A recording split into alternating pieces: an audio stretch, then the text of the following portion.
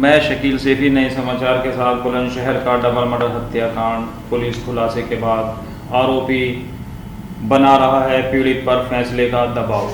3 जुलाई को साहिबाबाद गाजियाबाद में हुई पिता अब्दुल्ला और पुत्री हफ्सा 10 वर्ष की गला रेत कर हत्या कर दी गई थी। इसमें मृतक के पिता अब्दुल हादी निवासी जलालपुर बुलंदशहर ने सफ़ीर निवासी शहीद नगर साहिबाबाद को नामजद किया था। इसमें पुलिस ने कार्रवाई करते हुए नामजद सफ़ीर को गिरफ्तार कर जेल भेज दिया था। अब लिए चलते हैं हम जो एसएसपी गाजियाबाद ने खुलासा किया था उनके पास तक। आज सुबह थाना साहिबाबाद क्षेत्र के शहीद नगर चौकी एरिया में एक पिता और पुत्री, उसकी पुत्री जो है उसकी जघन्य हत्या की सूचना पुलिस को मिली थी, जिस पर मेरे द्वारा एवं अन्य अधिकारियों द्वारा मौका मुआयना वहां पर किया गया था। इसके अलावा वहीं मौके पर ही टीमें गठित की गई थी, 2 एडिशनल 2 सीओ और इसके अलावा 4 टीमें तुरंत वहां पर लगाई गई। सभी सीसीटीवी कैमरा आदि खंगाले गए। वहीं जो पुलिस को सबूत मिले हैं मौके पर इलेक्ट्रॉनिक सर्वेलेंस से और सीसीटीवी फुटेज वगैरह से, उसमें एक इसी के जो मृतक हैं इसके ममेरे भाई सफ़ीर पर पुलिस का शक गहराया। जब सफ़ीर को बुलाया गया, उससे पूछताछ की गई है तो उसने घटना जो जुर्म है कबूल करना स्वीकारा है। उसने कहा है कि मृतक की पत्नी से उसके संबंध हो गए थे, इसी के चलते उसने ये घटना कारित की है। यह बता दें कि मृतक की पत्नी कुछ दिन पहले अपने मायके चली गई थी और यहाँ पर मृतक अपनी बेटी के साथ था। अभी उसने ये भी कबूला है कि रात को छत के रास्ते से वो वहाँ पर आया था और उसने मौका पाते ही छुरी से चाकू से हमला करके इसको चोटिल किया, घायल किया और इसकी मृत्यु कारित की। और जब उसकी बेटी जब वहाँ पर जगी तो उसको भी जो है उसकी भी मृत्यु हत्या उसने वहाँ पर कारित की है। इन सभी इसके बयानों के आधार पर जो कन्फेशन अभियुक्त का है, इसके आधार पर अन्य सबूत भी पुलिस वहाँ पर जुटा रही है और जो भी विवेचना में प्रगति होती है उससे अवगत कराया जाएगा। मामला कप्तान गाजियाबाद ने प्रेम पिटिशन का बताया है। अब इस मामले में आरोपी पक्ष के लोग मृतक अब्दुल्ला के पिता और उसके भाई पर फैसले का दबाव बना रहे हैं। नामजद आरोपी दबंग प्रवृत्ति का बताया जा रहा है। अब लिए चलते हैं हम आपको नेक्स्ट न्यूज की संवाददाता सीमा खान के पास, जो मृतक के भाई से सीधी बात कर रही हैं। आदाब दोस्तों, मैं हूं सीमा खान। नेक्स्ट न्यूज़ से आप सबका इस्तकबाल करती हूं। मैं ज़िला बुलंदशहर कस्बा बुगरासी के पास ही गांव जलालपुर में हूं। आइए मैं आपको बताती हूं उस हादसे के बारे में जो 3 तारीख में हुआ था, यानी कि डबल मर्डर। आइए बात करते हैं हम उस डबल मर्डर के बारे में, जो मर्डर एक छोटी सी बच्ची 11 साल जिसका नाम हफ्सा और उसी के पिता अब्दुल्ला का हुआ था।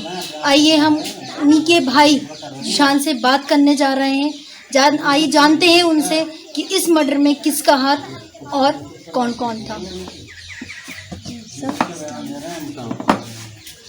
सर आप बता सकते हैं आपके भाई के मर्डर में किस किस का हाथ था?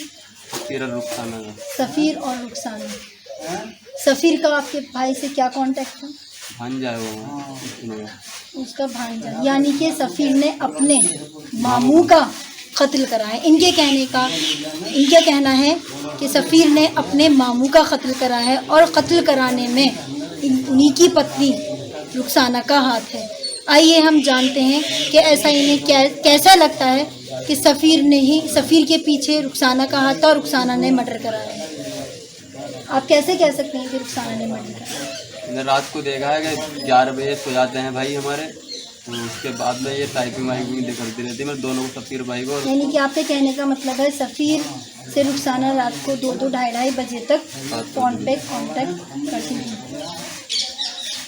ऐसी क्या वजह थी जो सफ़ीर से उनका कांटेक्ट था? क्या था इसके पीछे से? आना जाना ज़्यादा था। आना जाना ज़्यादा था। क्या आपको इसके बारे में आपके भाई को कुछ नहीं मालूम था? नहीं, वो तो नहीं पता होगा सर।